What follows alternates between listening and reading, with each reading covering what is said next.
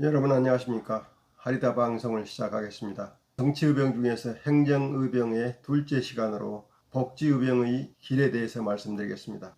복지 문제는 교육 문제와 함께 정부가 해결해야 할 가장 중요한 문제 중에 하나이기 때문에 복지 문제에 대해 깊이 있는 논의가 필요하며 복지 선진국의 경험을 연구하여 우리나라의 가장 적절한 복지 정책을 찾아 시행해야 합니다.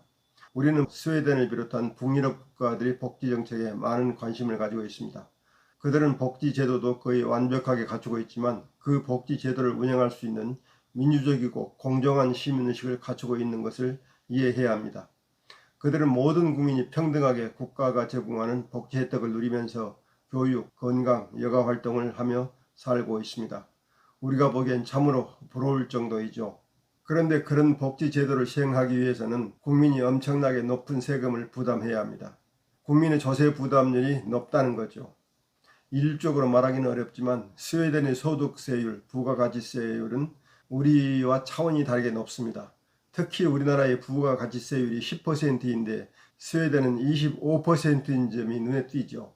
이런 높은 세금을 내면서 안정적인 복지 혜택을 누리고 있는 겁니다. 문제는 모든 나라가 이런 높은 세금을 부담하면서 국가의 복지제도 확립을 기다릴 국민이 별로 없다는 것입니다. 왜냐하면 국민이 정치를 믿을 수 없기 때문입니다. 기본적으로 국가의 기능을 믿지 못하는 우리나라는 국가가 아무리 복지제도를 완벽하게 시행하겠다고 해도 국가를 믿고 많은 세금을 부담하려 하지 않을 것입니다. 국민들의 신뢰를 얻지 못한 상태에서는 결코 시행하기 어려운 복지제도인 것입니다. 물론 국가에 의한 복지제도의 강화를 원하지 않는 자유주의자들, 고소득자의 반발도 해결해야 할 일입니다.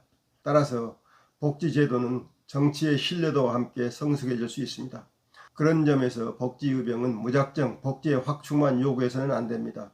우리가 견딜 만한 제도를 시행하면서 그 제도가 행정적으로 무리 없이 시행되도록 하는 데 초점을 맞출 필요가 있는 것입니다.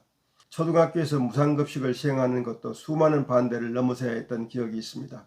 다행히 이 제도는 잘 정착되어 시행되고 있지만 이것도 한국이 그 정도의 제도를 시행할 만큼 정치적으로나 경제적으로 성장했음을 의미하는 것입니다. 그러나 우리 복지제도는 기본적으로 대단히 불안한 상태입니다. 우선 경제적으로 자립할 수 없는 노인, 빈곤층이 있기 때문에 이들의 생활 안정부터 꾀해야 할 것입니다. 이는 경제성장, 재정 투입 확대 등과 맞물리고 결국 국민의 조세 부담률 상승으로 이어지는 문제이므로 종합적으로 검토할 문제입니다만 적어도 모든 국민이 기초생활이 가능하도록 국가가 보장해주는 방향으로 나아가야 할 것입니다.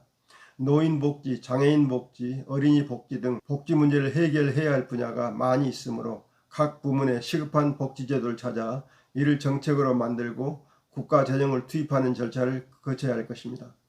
이런 논의를 공론화하고 꾸준히 사회의 관심을 유도하는 일을 복지의병들이 앞장서서 해야 할 것입니다. 물론 현재 한국에는 복지의병이 이미 다양한 분야에서 활동하고 있습니다. 이들이 스스로 복지의병이라고 부르지 않을 따름입니다. 복지의병이 조심해야 할 것은 국가의 재정, 경제 상황을 고려하면서 복지정책을 단계별로 추진해야 한다는 점입니다. 공산주의나 사회주의처럼 이념에 치우치게 되면 경제도 죽고 복지도 불가능하게 되기 쉽습니다.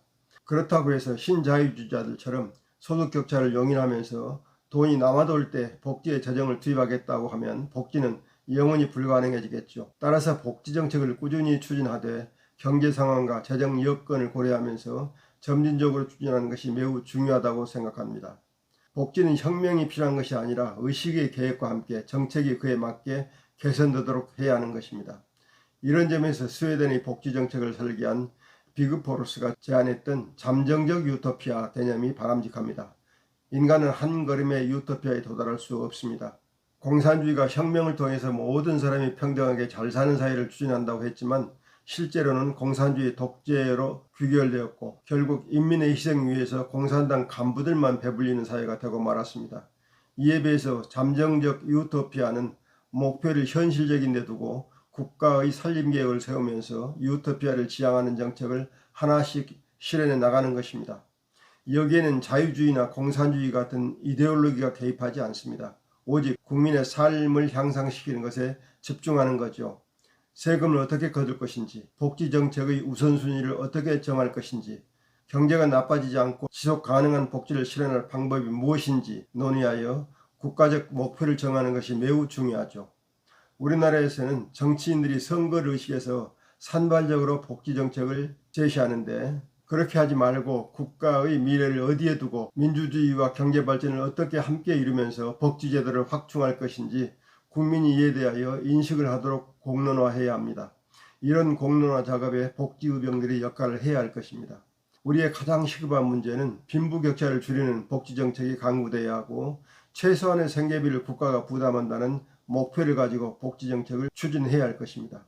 우리 속담에 광에서 인심난다는 말이 있고, 공자님 말씀에 무항산이면 무항심이라는 말이 있는 것도 인간으로서의 삶을 유지할 만큼의 최선의 재산이 있어야 인간다운 삶을 유지할 수 있다는 것을 의미하기 때문입니다. 그런 점에서 국가가 모든 국민이 기본생활을 유지할 수 있을 만큼의 보조금을 지급해야 할 것입니다. 앞으로 우리 사회를 건전한 공생사회로 나가게 하기 위해서 복지 문제를 합리적으로 추진할 수 있는 정책이 개발되길 바라며, 이 일에 복지의병들이 한 역할을 할 수 있기를 바라고 싶습니다. 오늘 말씀은 이것으로 그치겠습니다. 끝까지 들으신 여러분께 감사드립니다. 다음 주에 뵙겠습니다. 여러분 안녕히 계십시오.